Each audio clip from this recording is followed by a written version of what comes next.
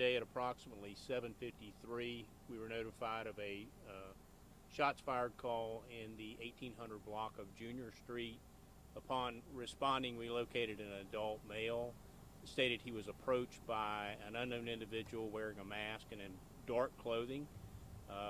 The individual shot the victim at least one time and fled the area. The victim was then transported to a local hospital with non-life-threatening gunshot wounds.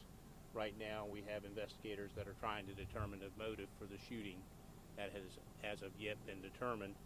We ask anybody that has any information to contact the non-emergency number of the Sheriff's Office, 630-0500.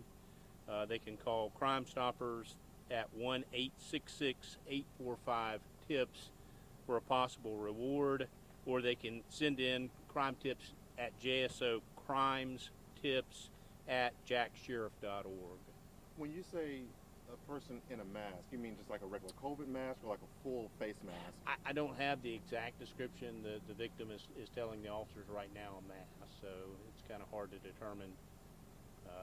I don't have the details if it's a ski mask or a COVID mask, but he is saying he can't even determine the race, so I'm assuming it's some type of a full face mask. And you said he walked up on him. Were there any words said before the shot was fired? The investigators are going to determine that, and that may lead to what the motive is. At this point, we're pretty sketchy on the total details because he was taken out of here by rescue for medical treatment. At this point, is it safe to say that the victim was shot at a very close range if this person walked Yes, up? this was a close personal crime. It wasn't where they were at distance. They were probably as close as you and I together.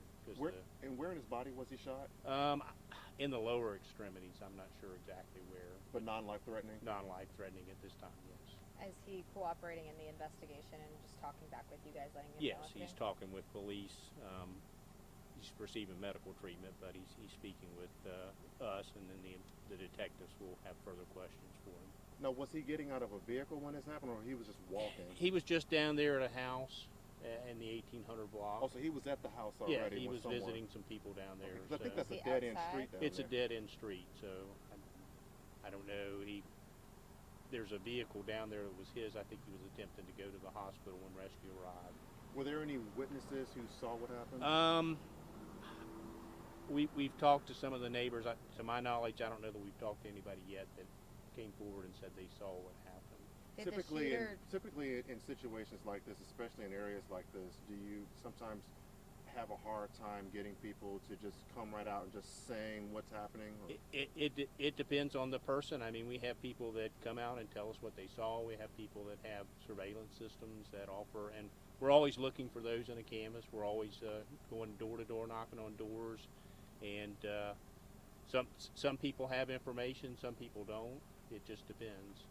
Did the shooter walk away, drive away? That hasn't been determined. He fled, and how he arrived or how he got there, we don't have those details. That's unknown. So the victim didn't offer that. He may not even known himself. So all I know is after the incident, he did flee. He wasn't there upon our arrival. And it was an ambulance that took the victim to the hospital? Yes. Jacksonville Fire Rescue transported the victim. At this point, do we know if they had any relationship? I know you said he wasn't able to. Yeah, the motive, that hasn't been determined, whether there was the victim, somebody had a beef with him, and this could be possibly related to that. If robbery was a motive, none of that, we haven't been able to establish the exact motive for the shooting. So anything that I said would just be speculation. And just for clarification, this happened outside of a home? It happened, like a front yard? Or? Yes. Talk a little bit about this area. How often do you guys find yourselves responding to shootings, anything like this in this area? It's part of the Mike 3 subsector. It's 32209, which is one of the most violent zip codes within the city. So, I mean, 32209 is a large area. I can't recall any violent crimes that have happened over here as of late. In this particular area, Barber and Junior and Prelude, 2nd Street, all this area here. That's all we have. Okay. Thank you.